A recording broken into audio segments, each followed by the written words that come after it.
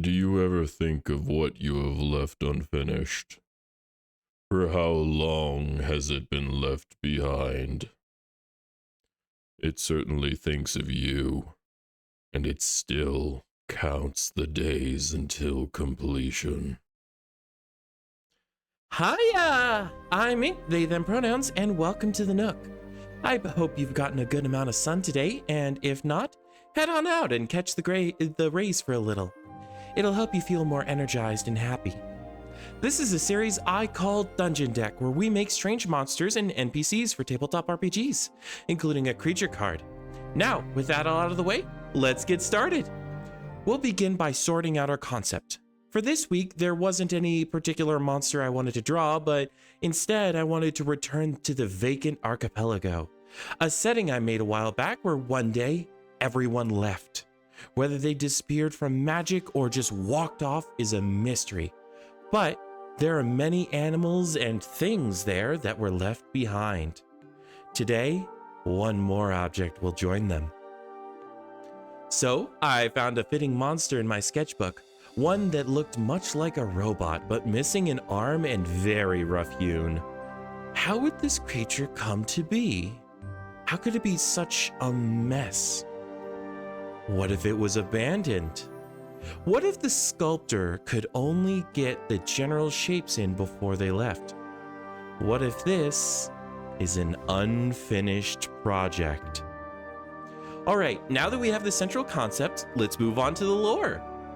So we already know this creature lives in the vacant archipelago. It's an unfinished project, like an automaton that wasn't completed to the creator's satisfaction. It was still partially done though, and we already have a set of clues in the art that point to its original purpose. First, the moving statue has the ability to levitate multiple objects, as directly evidenced by the cubes floating above its hands. And second, it likely can cut things into cubes, since that kind of shape is otherwise like really rare in nature. Have you ever found like a cube just sitting in the forest? Next, we can see that beyond its incomplete nature, this automaton is shoddily built.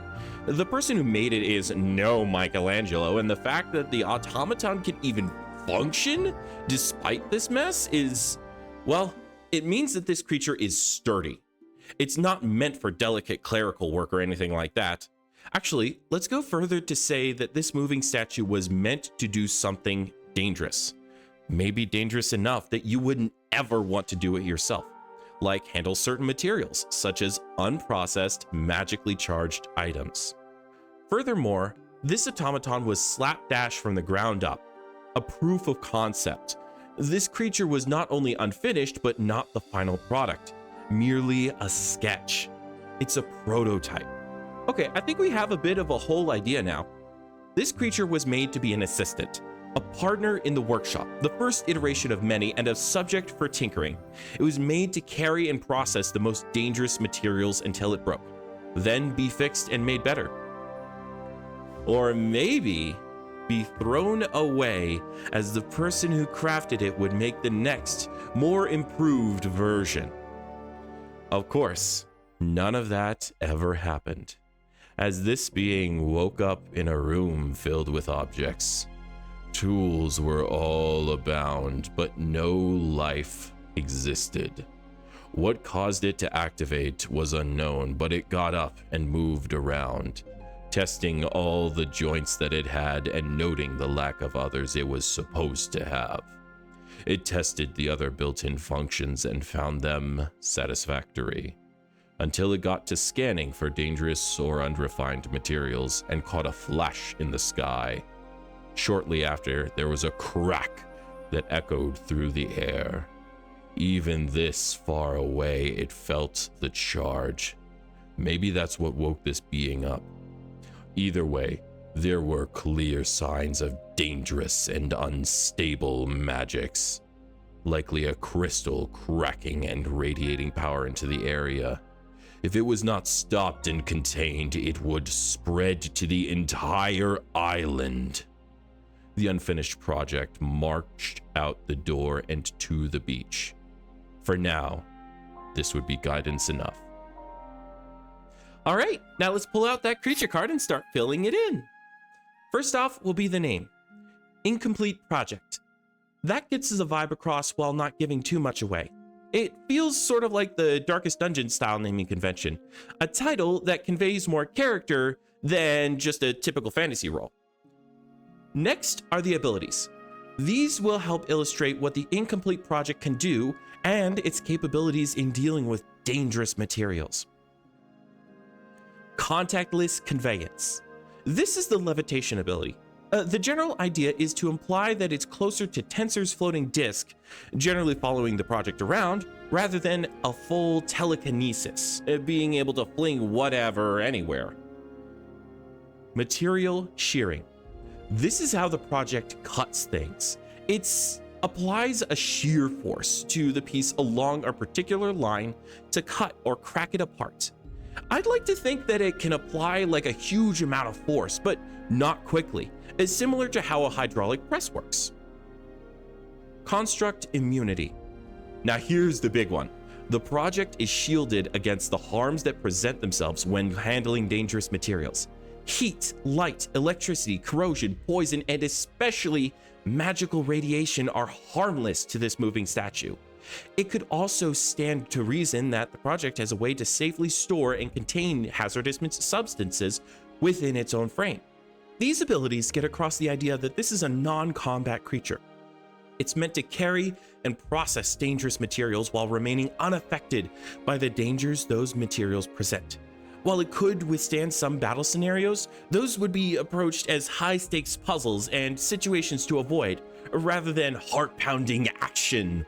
Think of it like a point-and-click adventure game rather than a first-person shooter. Now we have the stats. We'll be using the D&D 5th edition stat spread, but the numbers will refer to the modifiers instead of the traditional stats themselves. Strength, 1. The project isn't strong in and of itself, as it relies primarily on the magic to move things. However, that doesn't mean that it's completely weak.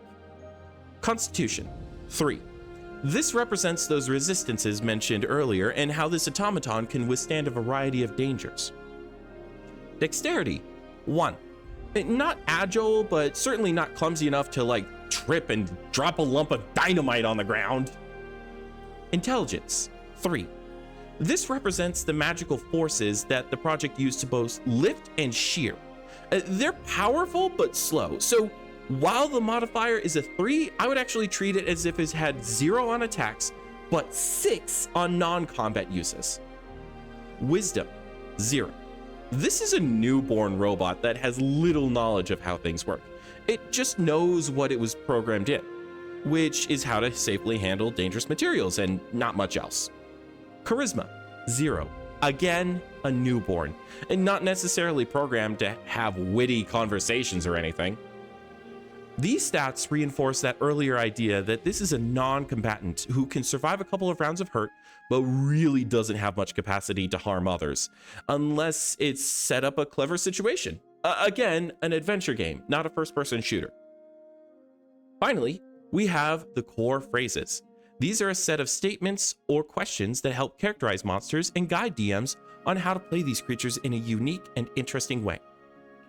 Approach and contain the danger.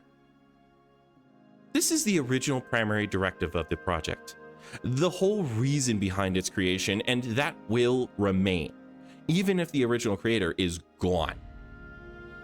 Find those you can be useful to. Without the original creator present, the automaton is somewhat aimless. However, it knows that it's meant to be helpful to others, so it seeks to find opportunities to provide that assistance. Complete yourself. The Incomplete Project is, as stated in its name, incomplete. Not done, unfinished. It seeks that completion. How it reaches this and what completion even looks like are up in the air, but that doesn't mean that this moving statue will not search for it. These core phrases give a direction to this creature through its original programming, adaptations to its unintended environment, and goals for its improvement and ultimate perfection. This sets it up for a strong character arc as it protects from danger, assists others, and creates its own definition of complete. Overall, the unfinished project is a strange being, one that embodies its incompleteness by having tools needed for its original intention, but no guidance for it to follow. The original creator it was supposed to assist is gone, and now that it's left alone, lost in a land without people, what can it do? Who can it help when there's nobody there to be helped? All right, now if this creature seems cool and y'all want to see more like it, place your radioactive material onto the like button and click it in place. Then decontaminate yourself in the subscribe chamber. And if y'all like this monster, then I'm going to be live in a few minutes making more over at Inkwyrm's stage. Hop on over if you want to get in on the process. Link to that right now. For those of y'all who are sticking around, let's go to the comments question. If you were to have an assistant to take care of one daily task of yours, what would it be? Not the task, but the assistant. What would that assistant look like? I'd love to have a large spider kind of thing that can crawl all over the place. But the coolest part is that it would kite around like some jumping spiders, essentially using its webs as parachutes to help it glide through the air. Let me know your answer in the comments below. And with that, let's bring this video to a close. For those of you with dark skies, good night. And if you have bright days, good morning. Whatever part of the world you're from, I hope you have a lovely morning, afternoon, evening, and night. Goodbye!